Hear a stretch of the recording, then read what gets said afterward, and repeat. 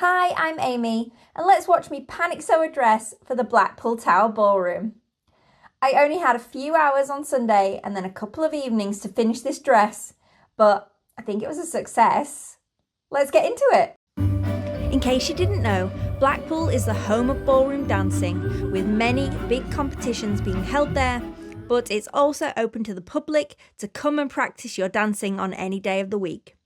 This is my second time visiting, and I want to make it even better than the last by having a new dress for the occasion, but I couldn't find a fabric in my stash that would work.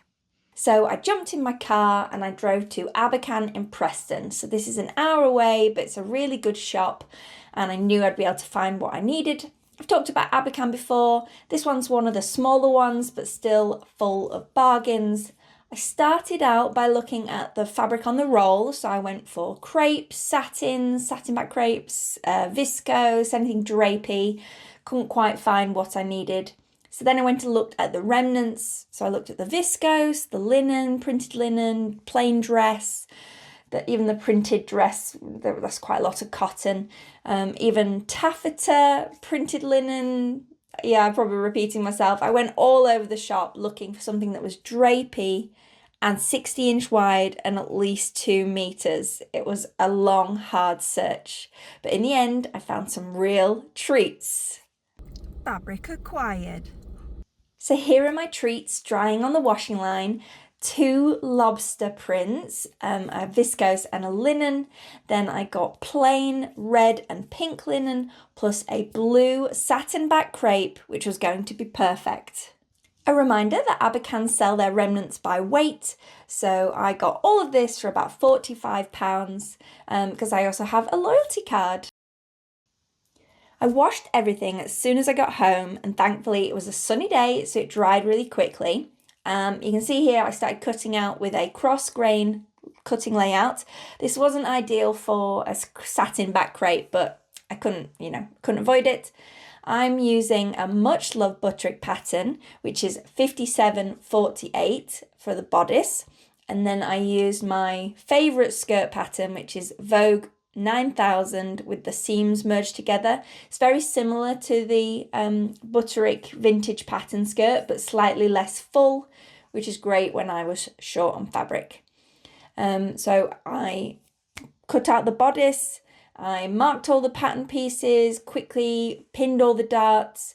I pinned both sets of darts on both bodices, and then I attached them together at the shoulder seams all in one go, so it's quite a good bit of machine sewing. This bodice fits me really well. It's a lovely boat neck style. I really enjoy wearing it.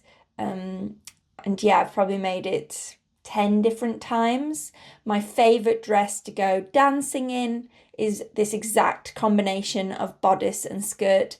So that's why I really wanted to make it for Blackpool. The only difference is that original dress is in black, and I didn't want to wear black to Blackpool. So yeah, it had to be something bright like this blue. I used some anti-static poly lining that I had in my stash for the bodice, and I sewed those right sides together and then turned through the armholes. I really like this method. It creates such a clean finish. In an ideal world, I would have used a perfect matching blue, but we're on a deadline here. I couldn't be choosy, and you couldn't see it on the day. There was no peeking through of the lining. You then assemble the side seams last for a lovely clean finish on the inside. It's a really great technique. At this point, I realised I was pretty much making the dress off the envelope, which was hilarious. The skirt is really big pieces. It's a lovely sort of midi length skirt, flared, full, very swishy, perfect for dancing. But then they were obviously long seams. So once I'd assembled everything, I had to let it hang overnight, but I couldn't resist a quick try on. My husband plays golf a lot on the weekends, and thankfully he was out all day at an overnight golf event on this Sunday. So I had full, uninterrupted sewing and shopping time. I think I got started about 2:30 after the fabric had been washed, dried, and then all cut out. I actually got to start sewing around 2:30, 3 o'clock. So that gave me all the rest of the afternoon, all the evening to really sew a great big chunk of it. I picked everything back up on Monday to install the zipper, and then I looked at how I could hem the dress. I really wanted to do it with bias binding, but I only had 2.5 meters. So I looked at doing a rolled hem on my overlock, or a 3-thread rolled hem. Now you can see I didn't have quite the right threads in the machine at first, but then I swapped them out and I think I found the perfect combo. So everything was going great, except I didn't trim off enough of the hem as I was doing my rolled hem. So it had lots of fluffy bits of the crepe that had started to fray, instead of being cut off as a nice, neat, clean edge. And I really wasn't happy with that, so I thought, I'm going to do that again. So Tuesday night, that's what I did. I overlocked off that original rolled hem and added a new one with a lovely crisp line.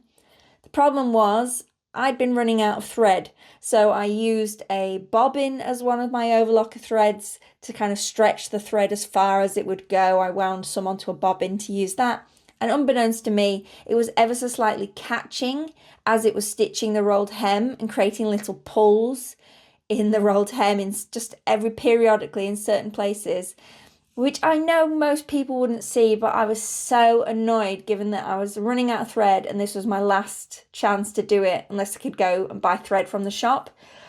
Oh, I was so mad. I finished off the night by pinning the lining in place, ready to hand stitch the next day. And I thought, let's just sleep on the rolled hem and I'll figure out what to do.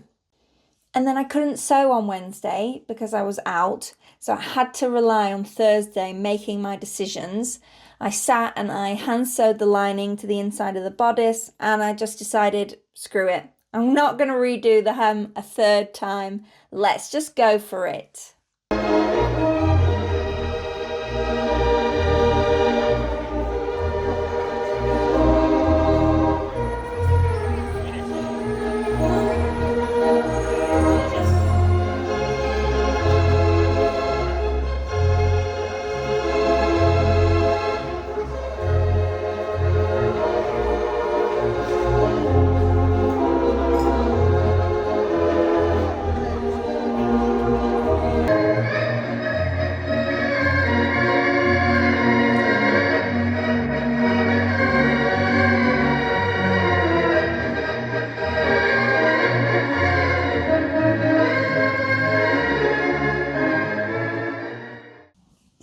Finished dress. I was so happy with it.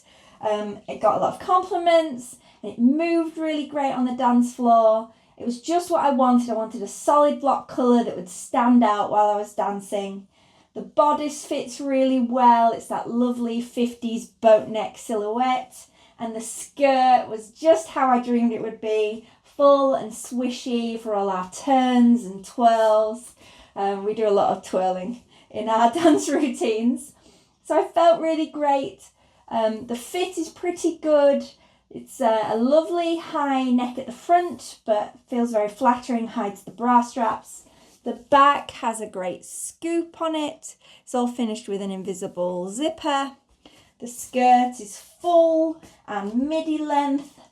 Really fun. It's a Butterick 5748 bodice. I've made this several times. And then the Vogue 9000 skirt, which is maybe 3/4 circle skirt kind of fullness. So fitted at the waist and then flares out lovely at the hem. I had such fun wearing it. I don't wear plain colours very often. So I did accidentally drop my afternoon tea on the dress, and I would have gotten away with that in a print. But unfortunately there was a bit of a stain I had to try and get out. It's almost there. I'm going to give it a good wash after I've finished twirling for this video. But yeah, I absolutely loved it. I thought it was hilarious that I made the exact dress from the pattern envelope, but hey, it looked good, so I'm happy.